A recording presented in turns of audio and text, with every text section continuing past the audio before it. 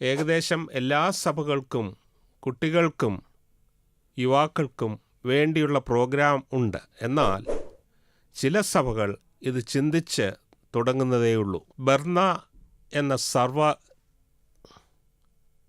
Clip 2 not correct.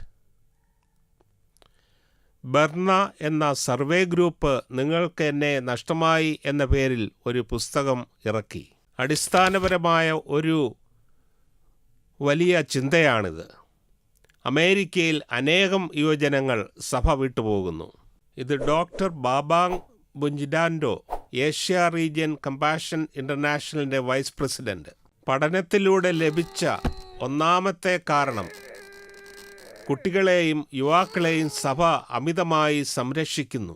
അവർ പറയുന്നു, നിങ്ങൾക്ക് ഇത് ചെയ്യാൻ കഴിയില്ല, കാരണം നീ കൊച്ചുകുട്ടിയാണ്, അതുകൊണ്ട് തെറ്റുപറ്റാൻ സാധ്യതയുണ്ട്. ഇതുകൊണ്ട് അവർ സഭയിൽ പരാജിതരാകുന്നു. കുട്ടികളുടെയും യുവാക്കളുടെയും ആവശ്യങ്ങളെക്കുറിച്ച് സഭ പഠിക്കേണ്ടിയിരിക്കുന്നു. ഡോക്ടർ ബാബാങ്ങും 414 വിൻഡോ എന്ന പ്രായക്കാരുടെ ഇടയിലെ സുവിശേഷീകരണ പ്രസ്ഥാനം വളർത്തുന്നതിൽ ഭാഗമാണ്. ലോകത്തെങ്ങുമുള്ള 4-നും 14-നും ഇടയിൽ പ്രായക്കാരായ കുട്ടികൾ സമൂഹത്തിൽ മാറ്റമുണ്ടാക്കുന്ന പ്രവർത്തനങ്ങളിൽ പരമോന്നത പങ്ക് വഹിക്കുന്നു. എന്നാൽ സഭ അവരെ വളരാൻ അനുവദിക്കുന്നില്ല. സഭ നേതാക്കളോട് സംസാരിക്കുന്ന ചില സമയങ്ങളിൽ എന്തുകൊണ്ട് കുട്ടികളും യുവാക്കളും സഭയിൽ നിന്നും നഷ്ടമാകുന്നു എന്ന് ഞാൻ ചോദിക്കാറുണ്ട്.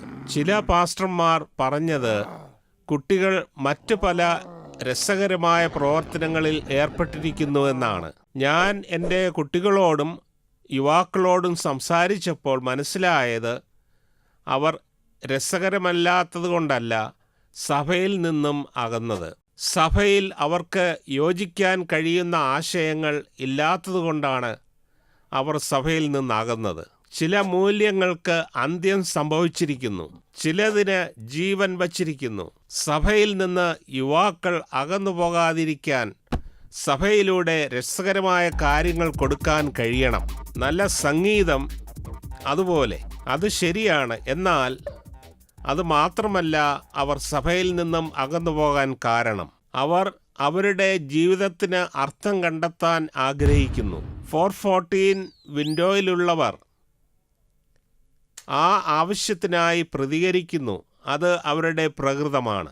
ആ ആശയങ്ങളോടെയാണ് ദൈവം കൗമാരപ്രായക്കാരെയും യുവാക്കളെയും സൃഷ്ടിച്ചത്. മധ്യപൂർവ പ്രദേശങ്ങളിൽ സംഭവിച്ച അറബ് പ്രവർത്തനം 1998 ഇന്തോനേഷ്യയിൽ, 1986 ഫിലിപ്പൈൻസിൽ, എന്തിനേറെ ലോകമെമ്പാടും നോക്കുമ്പോൾ സായുധ സേനകളാണ് ലോകത്തെ മാറ്റിയത് എന്ന് നാം കരുതും. സത്യത്തിൽ അത് യുവാക്കളാണ്. എന്തുകൊണ്ട് അവരെ നേടുന്നതിൽ നാം പിന്നിലാകുന്നു?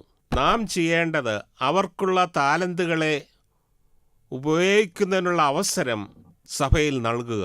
അങ്ങനെ സമൂഹത്തെ മാറ്റുന്ന മേന്മയേറിയ ശബ്ദമായി അവരെ വളർത്തിയെടുക്കുവാൻ കഴിയും.